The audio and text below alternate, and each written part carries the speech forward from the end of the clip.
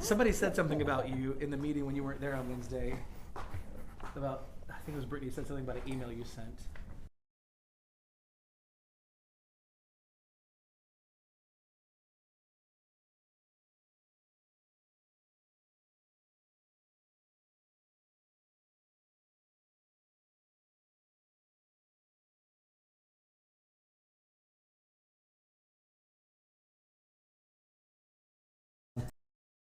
Are you there? I can hear you now. Thank you. Sorry, I wasn't paying attention.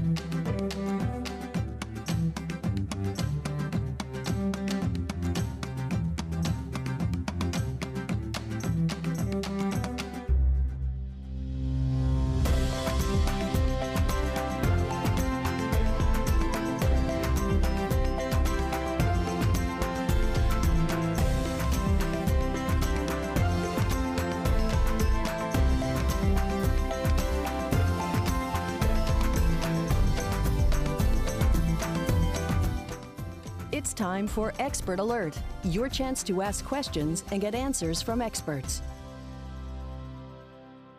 Good morning, and thank you for joining us on our streaming platforms for this week's episode of Expert Alert. We're here every Thursday morning having conversations with the experts, and it is a live show. So listen, if you're not watching us on Facebook, you should join us on Facebook, because this is where you're going to ask questions. We have this feed is up right now if you go to our Facebook page, and there's a little comment section at the bottom, like all live Facebooks. Just ask a question here, and then as you do that, we will give those questions to our expert. This morning is Travis Curtis from High Tide Plumbing. How are you? I'm great. How you doing, Chip? I'm well. Good to see you. So I think the last couple of times it was really cold outside, and it says 68 degrees right now. That's not cold, but that's not hot yet. Right. But if anybody else is like me, you can start to feel the pressure in the sinuses. You know, the flowers are blooming, the pine trees are starting to dump the pollen out, and it's time to get ready for some springtime coming around. Spring is coming, and is this the weekend where we spring forward with the time? It is. Saturday night, Sunday morning. Yeah. I thought so. Yeah, that is my favorite, I guess.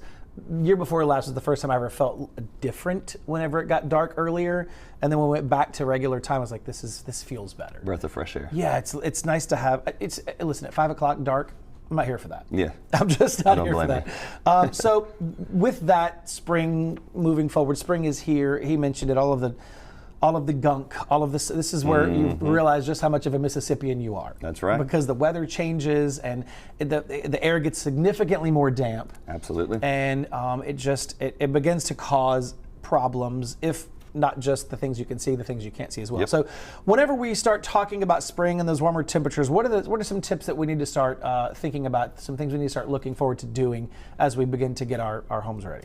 Yeah, so if anybody else is like me, when it comes springtime, I feel like you want to do the spring cleaning, you want to clean out your winter dungeon or your winter cave that you've been huddled up in all winter long. I hate the cold weather. So when springtime comes around, I feel good. We start opening up the windows. We want to start cleaning out the house and decluttering. We're taking Christmas decorations down. We're going up into the attic. We're bringing down other decorations. You're just now taking Christmas decorations down? No. We took our Christmas decorations down before the end of January this year. We did really good. But then I was back in the attic getting Mardi Gras decorations down. Now I'm back in the attic putting those up and getting Easter decorations down.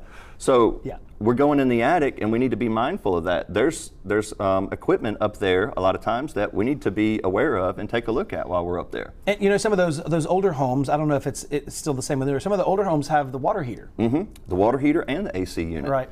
And so when we go up in the attic to get those decorations down, the husbands never, if they're like me, they never want to go up in the attic. I hate climbing up that stairwell and dragging down those Rubbermaid containers, but I do it, and with a smile on my face, and because I know my wife's watching, and I do it, but we just need to be aware that, hey, let's take advantage of that opportunity that we're up there. So let's go ahead and do our due diligence and take a look at this equipment. It may be. It may save you a lot of money and rule out a lot of potential damages to your home by just taking a look at that and catching something before it becomes a problem. I think I hear a new service that you need to be offering, elevators into the attic. Yeah, that would be a good idea. Yeah. That is, I just thought of that as you were saying, because you're right. I don't like, the stairs will support me. They just feel like they're not rickety, right? But they're supposed to support your weight, but are they supposed to support your weight plus an overfilled tub? Yeah, full of decorations. Yeah, I don't know. Absolutely. I don't know. And the ones that shouldn't be up there, like the candles and things that should have stayed down, and then you just have one big candle. What gets me is the Mardi Gras beads. Those things are so heavy. And they don't smell good. Yeah, so that's, getting that attic open and all of those allergens and things that come out of the attic. It's okay if you're in the garage, because mine's in the garage, but if it's in the house, now you're opening up your house to even more. Just more dust that gets to come in there, which that would really go back to an AC guy's job, checking the indoor air quality IAQ test. We're not an AC service, but I know one of y'all's experts that comes on here, such as Tillman's, a great company, great guys over there. So I would suggest getting your indoor air quality tested by those guys. It's not really a service that we provide, but a good service to have done. But for us, whenever you're cleaning out, you're opening up the cabinets. You're going through the cabinets. You're getting rid of all that old stuff in the cabinets and cleaning it out. While you're underneath there, take a look at that drain piping. Just make sure you don't see any discoloration. Look at the bottom of the cabinet. Make sure there's no warping or bubbling of the wood at the bottom of the cabinet. Sometimes that'll show you that there's a leak that you can't even really see. Check those little valves underneath there with the water supplies that go up to the faucet. Turn them on and off. Make sure they operate properly, because you don't want to find out that they don't operate properly whenever you're in a situation that you don't want to be in. And most houses have disposals now. Correct. And that whole apparatus is under there too. Correct. So if you're underneath the kitchen sink, check your disposal. Turn it on and off. Make sure it's working properly. But you just want to use that opportunity, because nobody really sets aside time in their busy schedule to go through and do a routine plumbing inspection of their home, if they even know what they're looking at. I know for me, I've been in the trades for 23 years now, and if you was to tell me to go do an electrical inspection on my home, I have no idea what I'm looking at. I'm not an electrician. And that could pose a bit of a risk as well. Correct. But we do want to give homeowners the opportunity to, hey, put your eyes on it first while you're down there before you call us out there, because we understand you don't want to get us out there to just look at your plumbing. Some people do, some people don't, but use that opportunity while you're cleaning out that cabinet to take a look at everything underneath there. Turn those valves on and off and make sure that they do operate properly for whenever you do need them. Whenever you're going into the utility room and you're cleaning out the utility room, take a look at your washing machine supply lines. There's a hot and cold water line that's connected to that washing machine, and there's a drain line that goes out from that washing machine. Check those connections. Sure. Just do a visual inspection. Make sure they look good. That thing could be dripping behind there for a long time, and you never even be aware of it just because you don't look back there. And if you got wood floors, you got baseboards, drywall, it's just causing rot. It becomes even more of an issue. That's right. if you're not paying attention to it. We do have watching you always. That was your wife. Always watching. Yeah, always watching. The eye in the sky. We do have another comment on here. My washing machine is in my garage, and the water from the hose and drain comes back out. It's done this for years. Should I get a utility sink and have the water from the washing machine drain into that? No, because there's something going on either in the wall or under the slab with that drain. So by you adding a utility sink to drain that into, you're going to be tying into the same drain that the washing machine is tied into. So you need to fix the root problem. So what I would recommend in that situation is to do a video inspection. Just run a camera down the line and see what's going on. The camera doesn't lie, and it tells you everything you need to know. And that is something, a service we offer. Not that a utility sink is a problem, might be helpful, but Sure. that's just going to exacerbate the issue. Right, that's not going to fix the problem. Right. It's a good idea to add a utility sink, and we would love to do that for you. However, it's not going to fix that problem. Sure. Yep. There you go, Marla. There's your answer to your question. So that's good information to have. You know, for those of us that aren't in the trade don't think of things like that, which is why it's so nice to have you here. What about, I know we talk about, in the past we've talked about flushing the water heater. Is this one of those times of the year where you recommend that? Absolutely. A lot of times people's New Year's resolutions are new year, new me, health and fitness. And, you know, we start on these new diet plans and we start trying to drink clean water, but then we go home and we cook with chlorinated, contaminated water, and we jump in the shower with chlorine in it. And then we're running hot water from a water heater tank that we've never flushed. And I urge everybody to go to our Facebook page and scroll down through our videos. We actually made a video where we cut open an old water heater that we removed out of someone's home. This water heater was a small 6-gallon water heater that was underneath the cabinet, serving only the kitchen sink and the dishwasher. So they were using this water to cook with and to clean their dishes with and wash their hands. We cut that water heater open, and you could grab the scale buildup in that water heater just by the handfuls. And that's no different than the water heater that's in your attic or in the utility room. So new year, new me, new diet, fresh clean water, and then we're going and bathing in a chlorine bath and hot water that's completely disgusting. So yes, this is the time to go ahead and flush the water heater as well. And if you're thinking about maybe you've been looking at tankless water heaters, what is the process of deciding you have to have the source, right? There are electric, but you want to focus if you have the possibility to get gas or maybe propane. What does that look like if somebody decides it's spring, I'm going to get rid of this, I'm going to get this over here? What does that time frame look like? So if the person has a propane tank already set on the property and it's feeding the home already, or if the person has natural gas to their home supplied by the city, then we already have the source there. The turnaround time is 1 day. If you called us out there and you decided that you don't want this tank water heater anymore, we want to put in a tankless, we can get started immediately. We have another question here from, it looks like one of our other Expert Alert experts. Do you have to flush a gas tankless water heater? Yes. You do? What's that process look like? For the tank, if it's a tank gas water heater, then what you would do is you would shut the gas supply off to it. You're going to connect a water hose to the boiler drain at the bottom, and you can either run that hose to a bathtub or out into your driveway or to a storm drain at the street.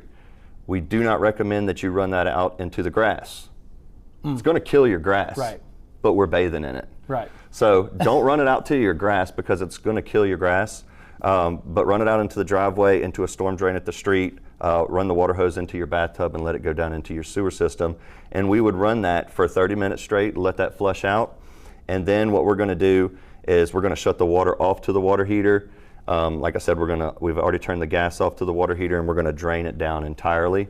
And we have a pump that'll suck that water out, and it'll suck some of that scale buildup out. But the drain at the bottom of the tank of the water heater is about 1.5 inches above the bottom of the water heater.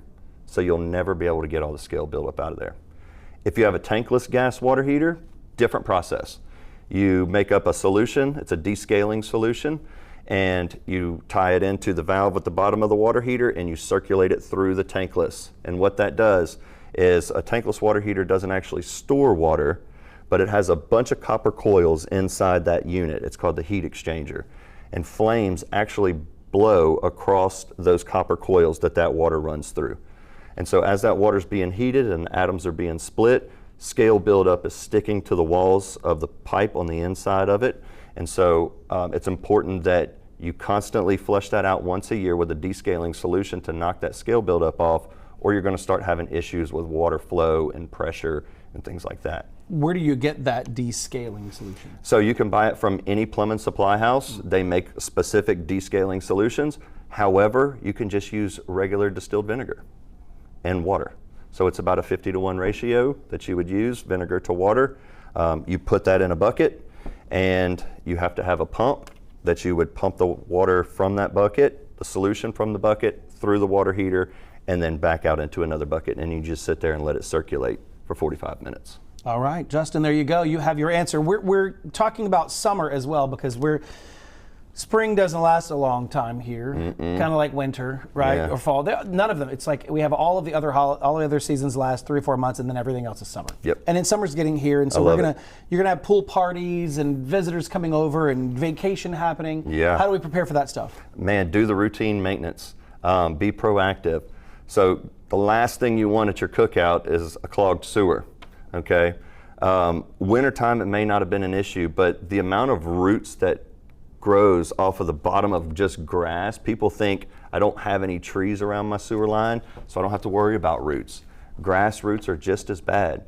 And in the summer, the grass is growing like wildfire around here, and so the roots are growing just as fast.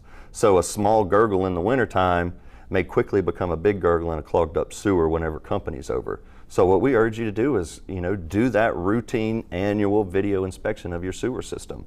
And make sure your sewer system's operating properly, and there's no external variables that we can eliminate to head off any of these problems when company's over. Because everybody knows the universe is going to make things go wrong at the worst time. So if you can head that out and cross those variables off on your own time, it's way more convenient. So why wouldn't you do it? People are going on vacations. Kids are going to be out of school soon for summer, and people are going to start going on vacations. How do you protect your home while you're not there? Well, routine maintenance while you are there and being aware of those things while you are there before you leave is always good. But what if a water line breaks while you're gone? What if a toilet starts running over and floods the home while you're gone? What do you do? How do you control that? How do you keep it from running out for a week? Most people don't have someone going and looking at their house every day when they're gone. Sure. So that's why we would really recommend whole home automatic water shutoff valves. It connects to Wi-Fi, connects to your phone no matter where you're at in the world. As long as you got cell phone reception and you got Wi-Fi at the home next to the valve, it's going to notify you that there's a leak, there's a problem, and do you want to shut the water off? So you can eliminate those problems, and then you can immediately get a plumber out there, and you're having that issue taken care of while you're on vacation or gone. So there's a lot of things that you can do to eliminate problems and keeping those problems to a minimum instead of letting them become a huge issue. Yeah. Do you guys work with septic tanks as well? We do not work with the septic tank itself. When we go out to a home and the sewer's clogged and we see that it's a septic tank that's full, then we will recommend them off to one of our industry partners that does pump out septic tanks. After you get a septic tank pumped out, we always urge you to have a plumber come out there and do a video inspection of your sewer line. Because whenever the pumping company pumps the septic tank down, there was still a bunch of solids holding in the line up to it. And just because he pumps that down doesn't mean all the solids are going to finish flowing down there, because there's not enough liquid with it. So it's just going to sit in the line. So we don't work specifically with septic tanks. However, after you have a septic service, it is a good idea to have a video inspection done on your sewer line. Yeah, because that could be the problem in and of itself. It might not be that the septic tank is full. It might be that the line's backed up. Correct. Because of those flushable wipes that are flushable. Yeah, that's right. Which, in a sense, Chet, if you have a PVC, up-to-date, up-to-code PVC sewer line installed in your home, all the way out to the street, and there's no roots growing in, it's got proper fall, the pieces of pipe were connected correctly, all that is super smooth on the inside of there. I know the city don't want me to say this because the feminine products and the wipes really cause damage to their pumps and their systems to treat this sewer. But for the homeowner, if the sewer line is ran correctly, the feminine products and the flushable wipes should go all the way out to the street. Sure. If they don't, it's because it's snagging on something. Right. The only difference between those products and toilet paper is toilet paper breaks down quicker. So toilet paper will still snag, but it just breaks down faster and breaks up and flows down the line. Sure. Whereas feminine products and wipes snag and stay and they don't dissolve.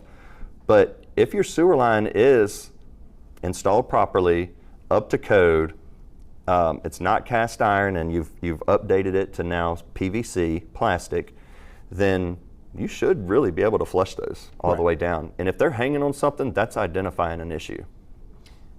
That means you have a house that's built in the last 20 or 30 years. Correct. Right. Yep. And it's done correctly. Correct. That part, there's always the human component to it. Correct. It's designed to work correctly if it's installed correctly. That's right. Yeah. But if you just cut that pipe off square and then you shove it up into the fitting, and you think about it, there's a hard, sharp edge around there. That's actually supposed to be deburred and reamed to where that pipe snugs up into that fitting without leaving any hard edges. Yeah. Sometimes people will cut, man, I've seen people, you think cutting a piece of pipe straight is easy and everyone can do it. But until you do it. Until you do it. Or until you tell a helper to do it and he hands you a piece of pipe and it's cut on a 45-degree angle. And you're like, man, you're going to have to redo this. But it's not as easy as it looks to cut a piece of pipe square and glue it properly. Mm-hmm. If you cut that piece of pipe a little bit off square and then try to re-square it up, a lot of times it'll leave like a little burr that comes up. And when you glue it in there, now that little burr sticks up. I've seen that on brand new homes. So just because it was installed in the last 10 or 15 years and you know you have PVC, a correct installation is very important for it to operate properly. Well, there you have it. We've answered all the questions. I think we've covered everything we wanted to cover today. You see that number there, 365-3283, HighTidePlumbingLLC.com. Yeah. If you have any questions, give Travis a call. Give his team a call. They're here to help you out. And they'll get you on the right track as you prepare for the warm weather, the vacations, the summertime, the pool parties, the whole nine. That's right. And then, of course, hurricane season's down the road. But yeah, we're not going to talk about that. Well, make sure you join us on the first Thursday next month because we're going to be bringing in another one of our team members who is a insurance expert. She came from the restoration business, and so she's been on the repair side and seen how that affects homeowners and their lifestyle. And so now she's went from the reactive side to the proactive side. And so we're bringing her on to let her talk about the true value of preventative maintenance and tell the community firsthand that what she actually seen from that side and now how she's using it on this side to help homeowners not have to come across these huge life-changing events. She sounds like a Jedi. Yes, absolutely. Love it. All right. Thank you for joining us on this week's Expert Alert. We'll see you right back here next Thursday. Until then, enjoy the rest of your week. Thank you for joining us for Expert Alert. We'll feature more experts at the same time next Thursday.